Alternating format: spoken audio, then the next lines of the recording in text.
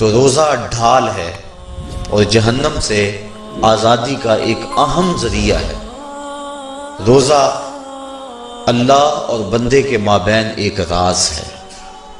روزہ نور ہے، ضیاء اور روشنی ہے، اور آقا کریم صلی اللہ علیہ وآلہ وسلم نے روزے کی فضیلت بیان کرتے ہوئے ارشاد فرمایا کہ ہر شے کی کوئی زکوٰۃ ہوتی ہے، انسان کے جسم کی زکوٰۃ روزہ ہے۔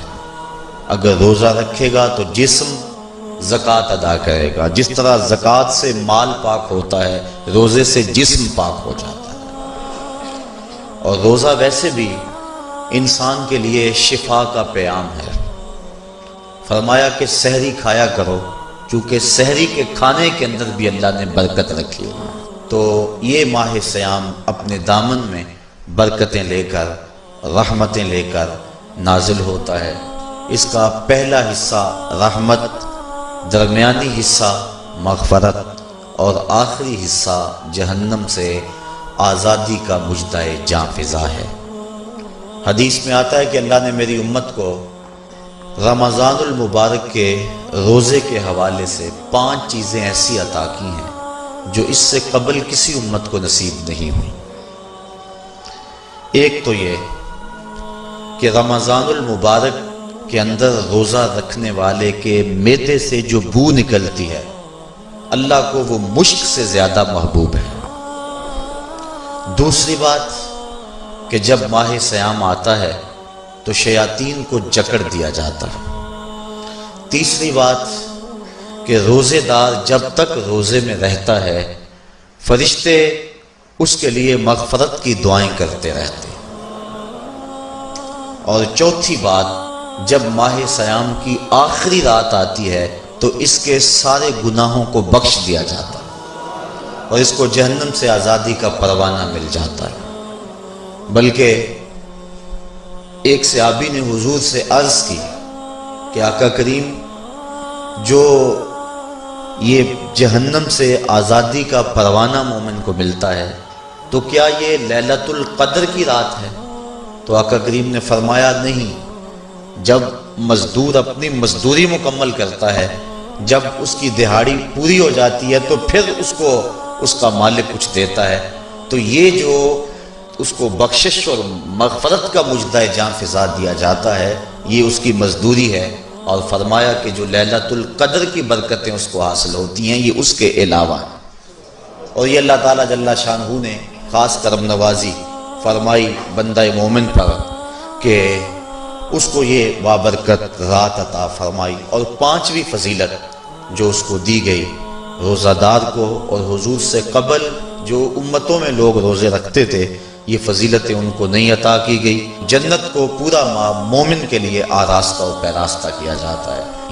حضرت ابو ہریرہ رضی اللہ تعالی عنہ سے ایک روایت مروی ہے جس کو امام بخاری اور امام مسلم نے روایت کیا کہ آقا کریم علیہ السلام نے ارشاد فرمایا، قال اللہ عز وجل، اللہ جل شانہ ارشاد فرماتا ہے، کل عمل ابن آدم لہو، ابن آدم کا ہر عمل اسی کے لیے ہے، الا الصوم فإنہ لی، ہاں مگر روزہ ہے جو وہ میرے لیے رکھتا ہے، وأنا أجزی بہ، اور اس کی جزا میں اسے دوں گا، والصیام جنۃ، اور سیام روزہ ڈھال ہے، فإذا کان یوم صوم احدکم فلا یرفث ولا یصخب، فَإِن صَابَّهُ أَحَدٌ أَوْ قَاتَلَهُ فَلْيَقُلْ إِنِّي صَائِمٌ إِنِّي صَائِمٌ وَالَّذِي نَفْسُ مُحَمَّدٍ بِيَدِهِ لَخُلُوفُ فَمِ الصَّائِمِ أَطْيَبُ عِندَ اللَّهِ مِن رِّيحِ الْمِسْكِ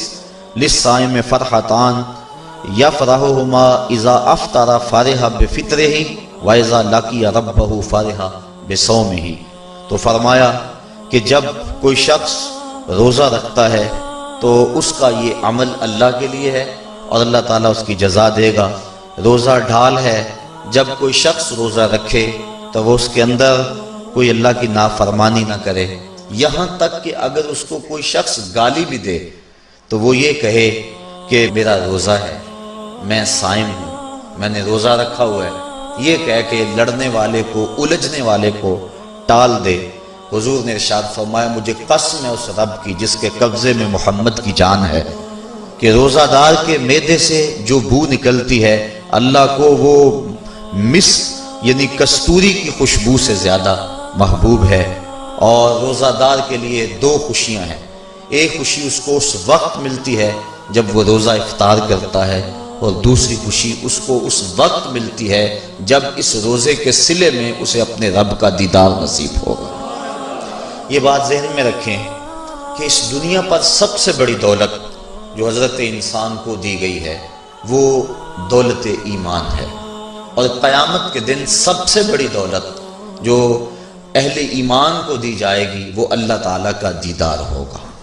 جنت کے حور و قصور، جنت کے محلات، جنت کی اعلی نصب نعمتیں، دنیا کی کوئی دولت اور دنیا کی کوئی نعمت جنت کی کسی نعمت کا مقابلہ نہیں کر سکتی، لیکن جنت والے جنت میں جا کر جس نعمت کو سب سے بڑا سمجھیں گے، اور وہ ہوگی بھی حقیقت میں سب سے بڑی نعمت، ایسی نعمت کہ اس نعمت کے ملنے پہ باقی ساری نعمتوں کو بھول جائیں گے، وہ یہ ہے کہ رب اپنے رخ کرم سے پردہ ہٹا دے گا اور ان کو اپنا دیدار عطا فرما دے گا۔